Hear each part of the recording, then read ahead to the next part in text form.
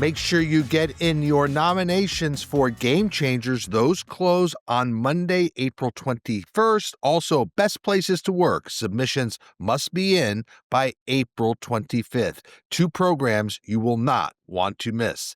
This is your Morning Buzzcast for Friday, April 18th. Good morning. I'm Abe Madcore.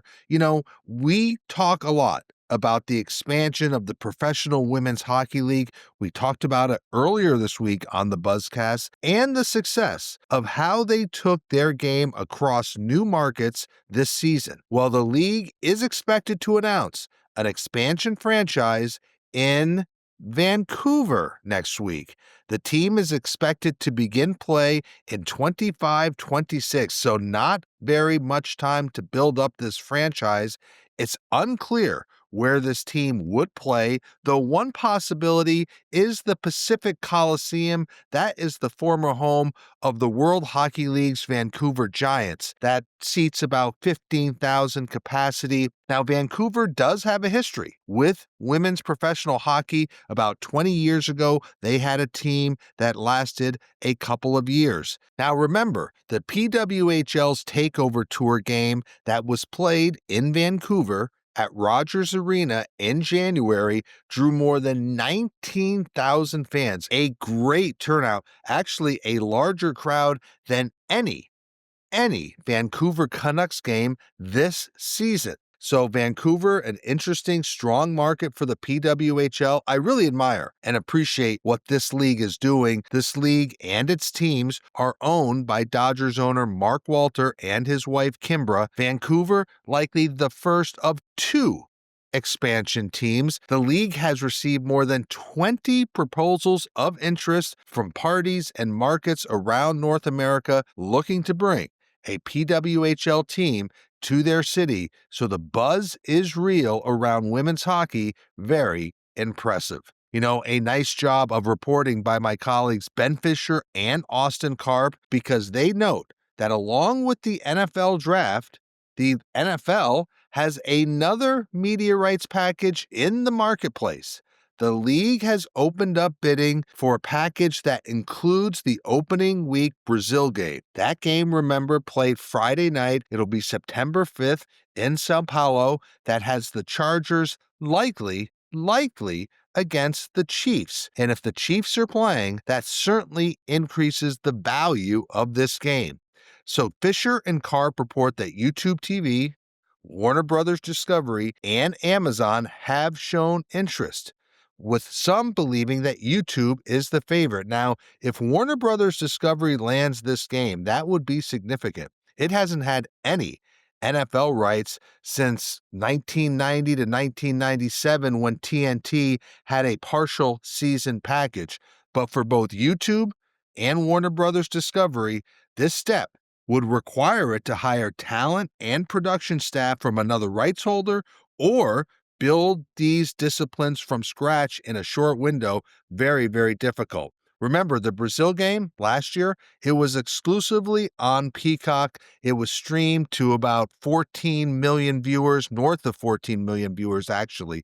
So this is an interesting rights package in the market. We won't know the schedule for probably close to another month. The NFL is probably going to release the schedule sometime in mid-May. But the bottom line of this, we will see again the strength of the NFL, because when we see the bids for this package from media companies, it'll show again the value of the league, and it will show again media companies looking to get closer to the NFL.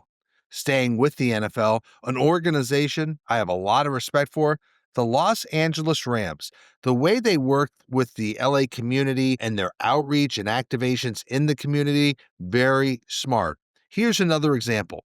The Rams will conduct their operations for next week's NFL draft from the Los Angeles Fire Department Air Operations, which are headquartered in Van Nuys, and that is right where a lot of the first responders were during these awful fires in California. And so the facility will be fully operational during the draft show, and the connection is clear for the Rams to show their commitment to these first responders in the wake of the terrible fires. And the Rams will also feature and honor 150 responders during a special talk with Sean McVay and Les Snead and other Rams executives during the draft. Again, this is an example of the Rams thinking creatively about celebrating their community. We have a big weekend coming up for Major League Soccer. More than 60,000 fans are expected in Cleveland at Huntington Bank Stadium Saturday. It's the Crew against Inter Miami. These are the league's two remaining unbeaten teams, so they're facing off in a matchup, and it's likely to break the Crew's all-time home attendance record. So why do I bring this up?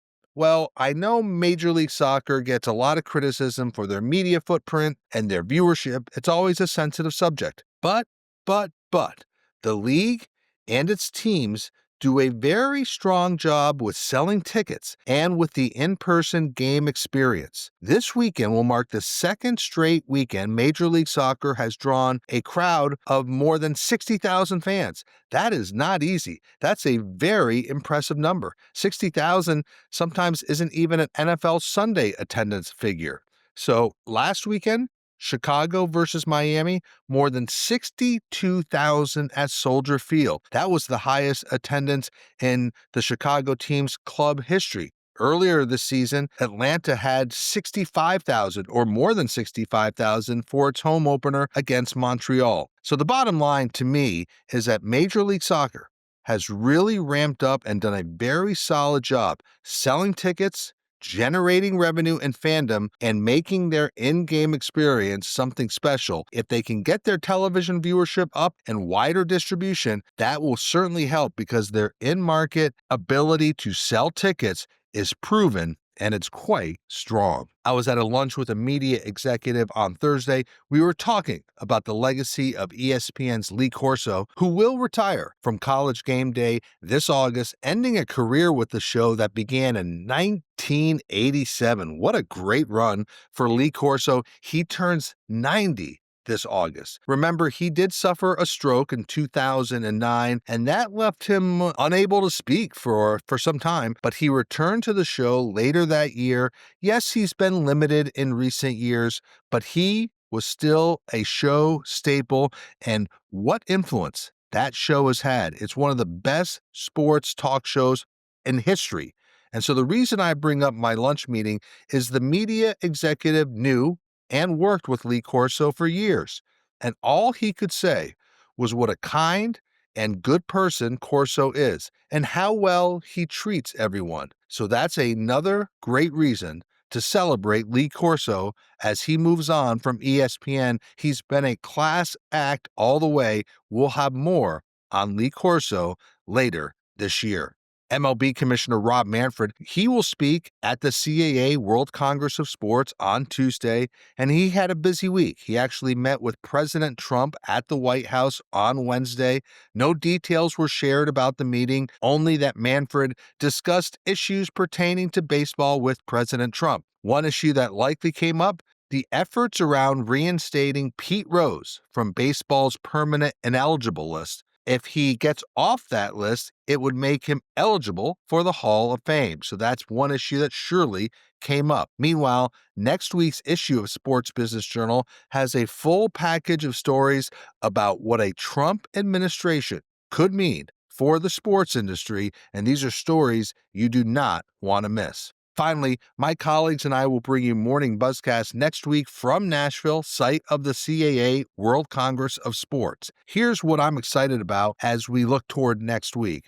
First, at SBJ, we're big on setting agendas and setting the sports agenda. We find it really important to hear from industry leaders about the critical opportunities and challenges in the sports business. So many of the panels will focus on the key drivers of the industry. People will also hear from true industry influencers. On Tuesday alone, we will hear from Bob Iger, Jimmy Pitaro, Adam Silver, Rob Manfred, Greg Sankey, Jimmy and Bill Haslam, and their visions for the future. Now, these people are clearly shaping the sports experience. We'll also talk about investments and operations. Those are two critical concepts we are asked about the most at Sports Business Journal.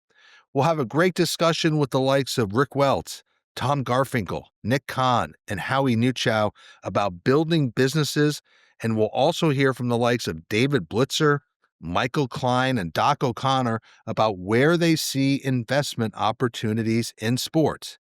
And also at SBJ, we really believe it's so important to recognize those individuals that have paved the way for events like the CAA World Congress of Sports. One of our favorite programs is Champions of Sports Business, where we will hear from the pioneers of the business. That'll be a great discussion and a great tribute to some very accomplished and important people. So that will be all next week at the CAA World Congress of Sports. Do not miss our special versions of the Morning Buzzcast from Nashville. And so that is your Morning Buzzcast for Friday, April 18th. Good Friday. I'm Abe Madcore. Thanks for listening. Stay healthy.